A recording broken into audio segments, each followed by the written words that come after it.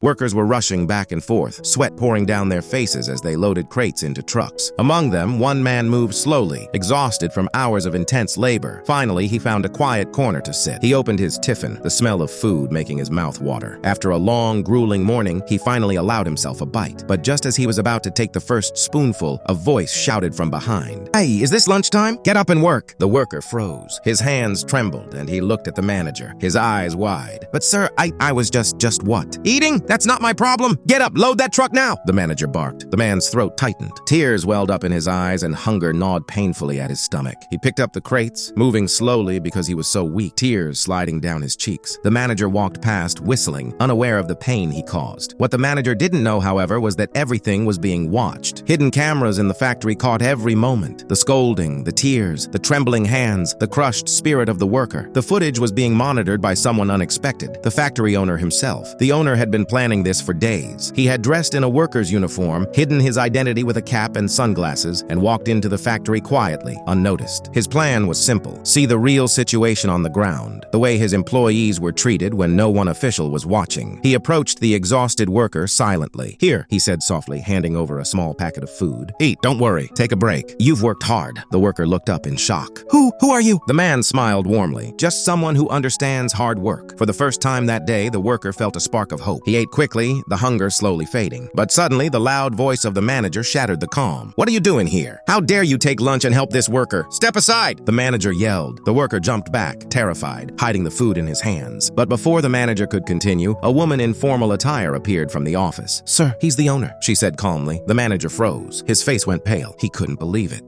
The owner?" he stammered, staring at the man who had just fed the worker. The factory owner calmly removed his cap and sunglasses, revealing himself fully. "Yes, I am the owner of this factory," the man said, his voice firm but controlled. "And I've been watching everything. I've seen how you treat my employees, how you force them to work without breaks, how you humiliate them for taking care of themselves." The manager opened his mouth, but no words came out. Fear and shame took over. "I am firing you," the owner continued, "and I'm taking legal action for your abusive behavior and violation of labor laws. You are not fit to manage people. Real leadership is shown through respect and care, not through shouting and cruelty." The workers gathered, watching silently. Many of them had witnessed the manager's harsh treatment for months, but now they finally understood that someone in power could actually care about them. The owner turned to the exhausted worker. "You've done your best, and no one should ever be punished for being human. Work is important, yes, but so is taking care of yourself," he said. The worker nodded, tears now of relief rather than hunger. "Thank you, sir," he whispered. The owner smiled and clapped a hand on the man's shoulder. "I could stand in an office and shout orders, but that wouldn't make me a good leader. Helping you today is what leadership looks like." The manager was escorted out of the factory by security. Comment yes if you like the owner.